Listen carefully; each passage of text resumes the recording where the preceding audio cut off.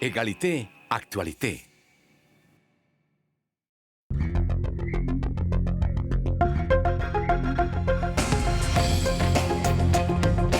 En primera plana, Carlos Herranz. Bienvenidos en Primera Plana, un programa de Radio Francia Internacional y de France 24. Esta semana nos enfocamos en el gran acontecimiento mundial, la reapertura de Notre Dame 5 años después de aquel brutal incendio. Para ello nos acompañan en este estudio una mesa compuesta por 2 periodistas y 2 expertos para analizar todas las perspectivas de esta reapertura de Notre Dame. Nos acompañan Paola Martínez Infante, periodista independiente, bienvenida. Hola Carlos, buenas tardes. Miguel Martínez, corresponsal en París de Canal 14 de México, bienvenido. Gracias, Carlos. Cantuta Quiroz, curadora de arte, profesora universitaria especializada en teoría del arte. Bienvenida. Gracias, Carlos. Muy valiosa nos va a ser hoy y también nos va a ser muy valioso Abraham Guzmán, especialista en economía del turismo y patrimonio. Bienvenido. Hola, muchas gracias. Pues de ello vamos a hablar, de política, de arte, de patrimonio, de el resurgir de Notre Dame, hoy nuestro asunto en Primera Plana. Todos tenemos en la memoria aquellas imágenes del 15 de abril de 2019 de Notre Dame en llamas. Ahora, tras 5 años de una obra titánica sin precedentes mundiales, la icónica catedral prepara una reapertura histórica. En este caso, el calificativo no es exagerado. 250 empresas, cientos de artesanos y un coste de casi 700 millones de euros financiado por donaciones por valor de casi 850 millones provenientes de 150 países lo han hecho posible. La nueva Notre Dame destaca por su carácter luminoso y en su inauguración se dan cita jefes de Estado de muchos países, incluido el recién elegido Donald Trump. El anfitrión, Macron, llega a esta vitrina internacional con una grave crisis política interna aquí en Francia tras la caída del gobierno de Michel Barnier. Ese es el contexto. Repasemos ahora lo que dice la prensa. Le Parisien, Notre Dame más bella que nunca. La Croix habla de obra presidencial por el compromiso que ha mantenido Macron de reabrir Notre Dame en 5 años y su implicación personal. Ouest France habla del relato de un renacimiento. Bueno, compañeros, ¿qué significa ya no solo para los creyentes, sino para todo el mundo esta reapertura de uno de los símbolos de la cultura europea? Paola. Es interesante ver cómo Notre Dame está en el kilómetro 0 en París. Entonces es el epicentro donde se reúne el turismo, la arquitectura, el patrimonio y también el aspecto religioso. Y eso es lo que significa también, cuando todo el mundo sabe lo que estaba haciendo el día 15 de abril del 2019. Es como un 11S, ¿verdad? Todos sabíamos dónde estábamos cuando veíamos eso. Voilà. Y a partir de ese momento nos dimos cuenta que ese símbolo que estaba ahí todo el tiempo, hace 8 siglos que estaba ya bien instalada en el centro de París, la gente lo visita, 45.000 visitantes antes del incendio, 100 personas por minuto, enorme. Y eso da cuenta justamente de este entusiasmo hoy día por la resurrección de Notre Dame, porque perdíamos un símbolo, tanto los parisinos como el mundo entero. Miguel, ¿qué significa esta reapertura?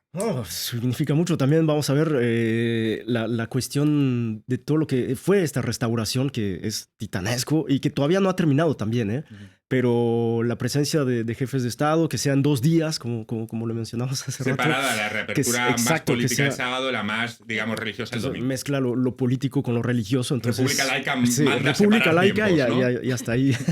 De todas las imágenes que ya hemos visto del resultado de 5 años de trabajo de esta obra titánica, Cantuta, ¿qué le ha llamado más la atención? No sé si la gran luminosidad, que es en principio lo que nos ha llamado la atención a todos viendo las primeras imágenes de la nueva Notre Dame. Sí, claro, es el típico de la arquitectura gótica, esa luminosidad que ha sido restituida. Sí, y también lo que a mí me llamó mucho la atención es la excavación arqueológica también, de los las esculturas antiguas del siglo XIII que estaban enterradas debajo de la catedral. Y gracias a la obra han resurgido, claro. Sí, entonces es un relato de inversión, ¿no? de la catástrofe, del desastre, del incendio. Se excava un relato de posibilidad de afirmación y también de modo de conocimiento arqueológico, una conjunción también de saberes científicos y de la inteligencia de la mano de miles de artesanos. Qué interesante, ¿no? Lo que hemos llegado a descubrir a través de una catástrofe, lo que hemos podido sacar, ¿no? También de positivo de toda esta obra titánica de 5 años. Abraham, ¿qué destacaría de todo lo que de estos 5 años? Bueno, a ver, yo vería principalmente, si nos vamos a la parte de la restauración, por ejemplo, hay un nuevo relicario, el anterior ya no está. la obra para rehacer todo el techo, 2,000 árboles que se utilizaron, el tamaño de 2 canchas de fútbol, ¿no?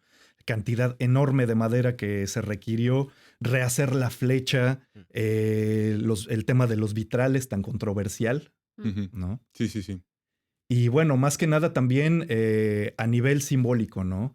O sea, sí, Notre Dame es cultura, es fe para los creyentes, es patrimonio también, pero también se ha prestado a una instrumentalización política. Sí, es verdad que existía el compromiso de Macron de llevar la obra en 5 años. Se ha conseguido en 2024, pero también hay gente que lo acusa de mucha injerencia política, de haber estado muy operativo en lo que ha sido la obra. También es cierto que lo ha conseguido llegar en el plazo. ¿Cómo lo valoramos esta determinación de Macron? Lo ha conseguido, no es él lo que lo consiguió, lo consiguieron los millones, los miles de obreros Bueno, sí. y de artesanos. Y la factura, ¿no? y la Los factura, donantes. Y los Hablamos con donantes, eso, hay sí. donantes de grandes fortunas francesas, L'Oréal, el BMH, que dieron mucho dinero y más otros 150 países, como tú nos habías dicho anteriormente. Y no olvidemos también la agenda política de Macron. Cuando se quema Notre Dame, estábamos en plena crisis de los Gilets jaunes y él tenía que dar una respuesta positiva justamente a la crisis social que se estaba viviendo muy potente en esos momentos y aceleró el proceso, como Macron bien sabe hacerlo, porque digamos que es jupiteriano, esto es el rey Soleil que tiene que estar ahí llevando como el tejimaneje de la política. Y por supuesto que como todos los presidentes en Francia, recordemos, cada presidente francés tiene que dejar su herencia cultural. Desde Giscard d'Estaing, desde Charles de Gaulle, Mitterrand, que fue uno de los más prolíficos, digamos, en materia. Exactamente. Entonces, Notre Dame, en toda la crisis política que hemos vivido y que sí sigue viviendo actualmente en Francia, Notre Dame significa una joyita de oro, es un regalo del cielo para Emmanuel Macron de poder dejar algo positivo en toda esta hecatombe política que estamos viviendo hoy Luego día. iremos con la hecatombe política, pero en lo que son las visitas, los grandes invitados, hay una visita que destaca por encima de todas, que encima se considera como un éxito diplomático. La primera visita internacional de Donald Trump, que además ha supuesto que las medidas de seguridad, Miguel, se incrementen, el perímetro de seguridad ahora mismo se incremente por la visita del próximo presidente de Estados Unidos. Justamente ya todo el perímetro, no sé, ya está instaurado como en los Juegos Olímpicos, los bordes del río Sena está todo cerrado, pero también esta visita viene en el contexto de la apertura de Notre Dame, pero también un contexto geopolítico bastante complicado.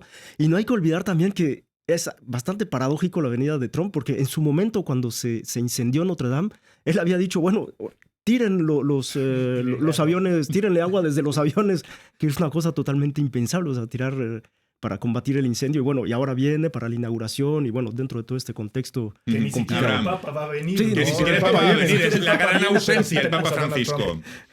Entre las propuestas para la nueva Notre Dame, algunos arquitectos sugirieron en su momento ideas tan atrevidas como un techo de vidrio o incluso una piscina a prueba de incendios en la cima. Sin embargo, finalmente se optó por respetar el diseño original y devolviendo a la aguja y la estructura de madera a su gloria medieval.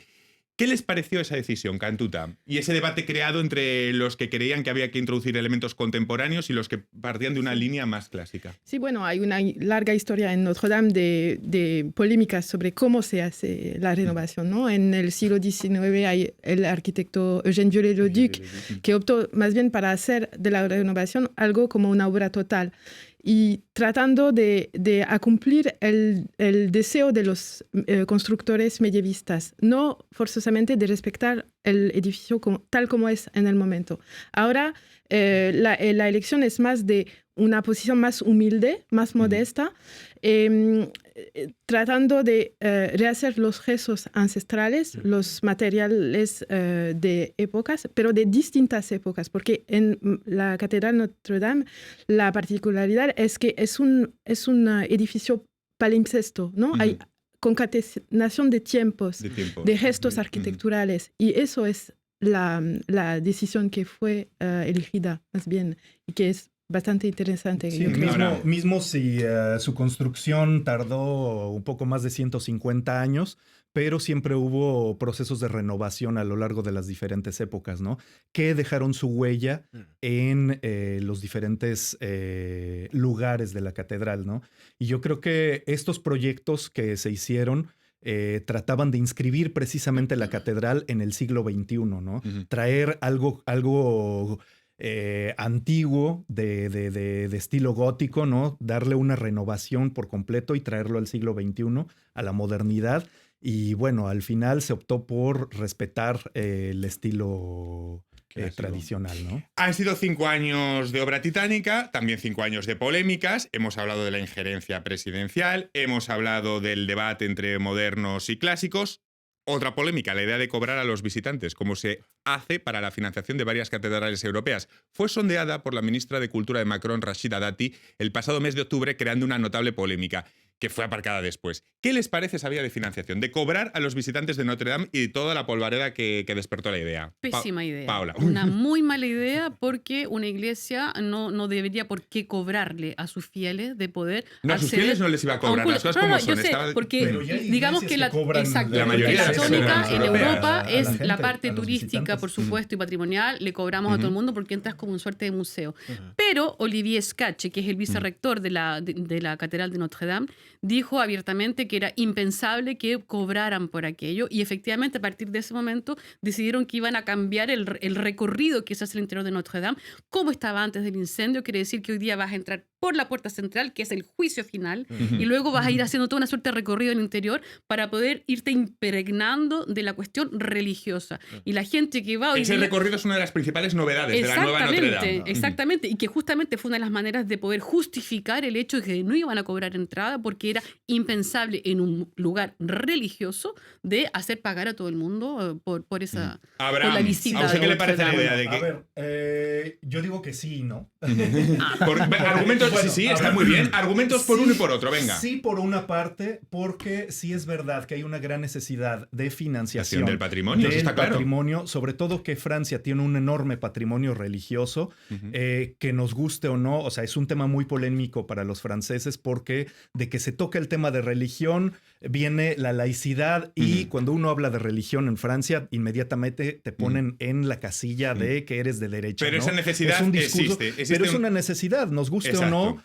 El patrimonio será religioso, será lo que tú quieras, pero es patrimonio, no Y deja de alguien ser tiene que patrimonio. restaurarlo, está claro. Y se está ¿Y cayendo por a qué no? pedazos en muchas iglesias, ¿no? Entonces, ahora lo que se está intentando es, así como se hizo esta campaña para captar fondos para la restauración de Notre Dame, ahora se está manejando con con otro eslogan, que es el de decir, vamos a financiar 100 pequeñas Notre Dame para restaurar pequeñas iglesias que necesitan restauración. Pues enseguida les voy a seguir preguntando por la financiación y por todas las novedades que va a presentar al mundo la nueva Notre Dame. Vamos a hacer una breve pausa y continuamos hablando de la nueva Notre Dame aquí en Primera Plana. Hasta ahora.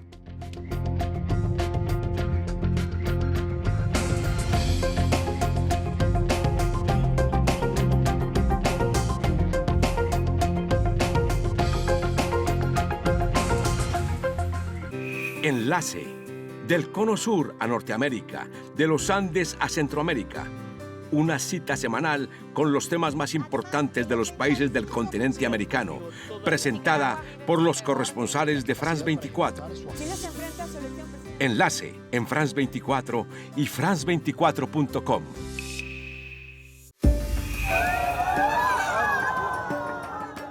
El 15 de abril de 2019, París fue testigo de una pesadilla. Parte de Notre Dame de París se derrumbó por un incendio.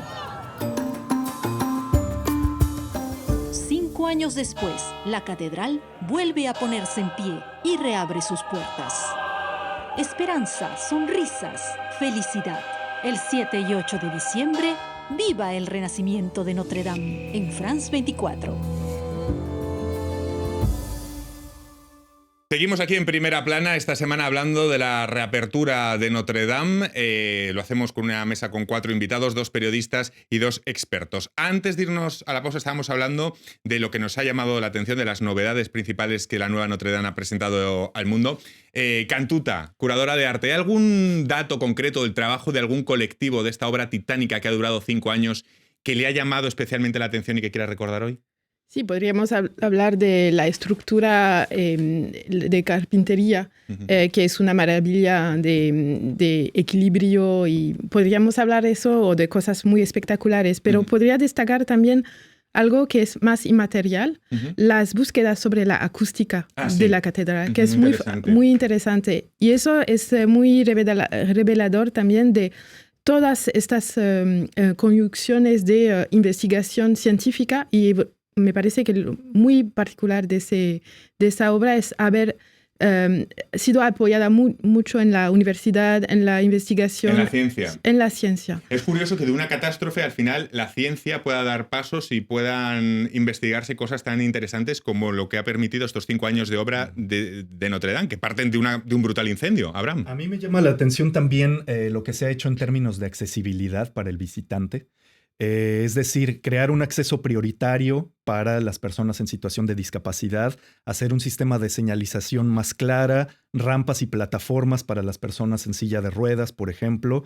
Se ha creado una aplicación con retranscripción textual de audios, mejor luz en las escaleras para entrar a las capillas, lo cual crea un contraste visual para las personas con debilidad visual, ¿no? Yo creo que este tema de la accesibilidad es algo muy de época, muy reciente, y se le está dando mucha importancia aquí también. Ya ven que vamos del patrimonio y el arte a lo político en caminos de ida y vuelta, porque todo está mezclado en esta reapertura de Notre Dame. Por eso es tan importante tener todas las perspectivas, la del patrimonio, la de la economía, la del arte y la de la política. Está todo junto. La reapertura de Notre Dame no solo representa la restauración de un momento icónico, ¿será en el futuro también una especie de testigo permanente de la resiliencia y del ingenio de Francia?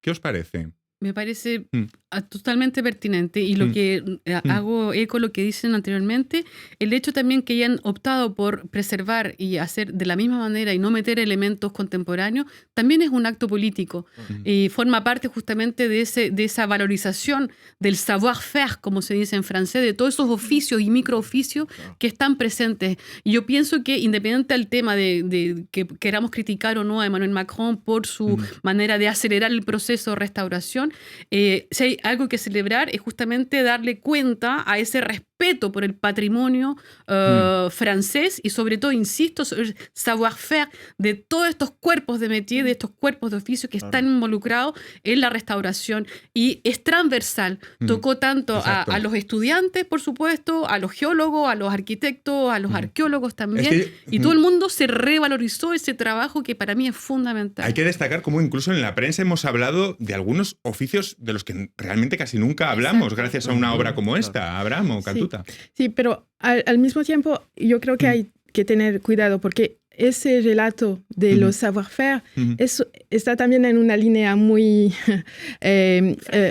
frágil, porque también sabemos que hay el relato de las raíces cristianas de la Francia, el relato nacional, así que estamos, como ya lo dijeron, en algo que es entre la recuperación política, la instrumentalización, así que es algo maravilloso, claro, pero estamos en una... Pero casi era insondeable que fuera de otra forma. Es decir, es que prácticamente si no se hace así, casi no se puede hacer de otra forma. Es que, a ver, también hay que ver en la historia quiénes fueron los que financiaron las grandes catedrales, ¿no? Siempre fueron en su mayoría comerciantes, burgueses, los que compraban indulgencias para poder financiar y tener su capilla privada, lo cual, les daba visibilidad ante el resto de la sociedad, decir, miren, ahí está mi nombre, yo financié en parte la catedral, vean que soy buen cristiano, ¿no? Que es una indulgencia, es la anulación de una pena vinculada a un pecado, que puede ser por medio de la peregrinación, la oración o la donación. ¿Ok?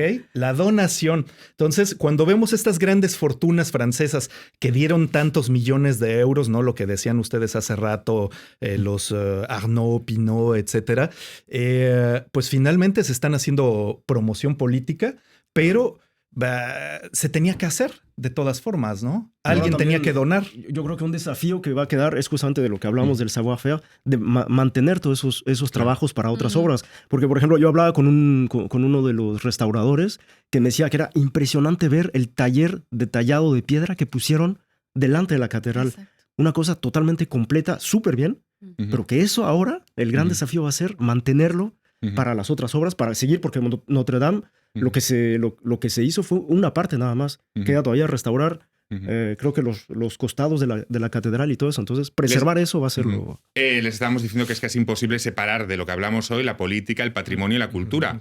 Macron parece ya un presidente más pendiente de la vitrina exterior y de acontecimientos como la reapertura del mundo de Notre Dame. ¿Qué supone llegar a este día sin un gobierno tras la moción de censura?